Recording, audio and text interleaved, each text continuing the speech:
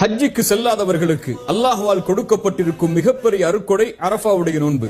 அல்லாஹ்வுடைய தூதர் சொன்னார்கள், யார் அரஃபாவுடைய தினத்தில் நோன்பை நோற்பாரோ அது முன் வருடத்துடைய பாவத்திற்கும் பின்னால் வரக்கூடிய வருடத்துடைய பாவத்திற்கும் மன்னிப்பாக அமையும் என்று அல்லாஹ்வுடைய தூதர் சொன்னார்கள். துஆக்களில் சிறந்தது அரஃபாவுடைய தினத்தில் கேட்கப்படும் துஆ என்று அல்லாஹ்வுடைய தூதர் சொன்னார்கள்.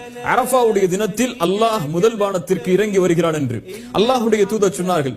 அல்லாஹ் ரப்புல் ஆலமீன் அதிகமான மக்களை நரகத்திலிருந்து விடுதலை செய்கிறான் அரஃபாவுடைய தினத்தில் என்று. லைலத்துல் கத்ருடைய இரவு ரமதானுடைய மாதத்தில் கடைசி 10 இரவுகளில் எப்போதென்று எமக்கு தெரியாது. ஆனால் அதை தேடி எம்மில் பலர் அமல் செய்தோம்.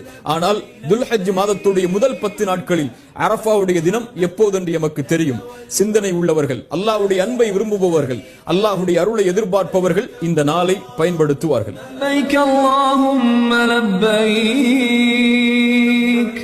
لبيك لا شريك لك لبيك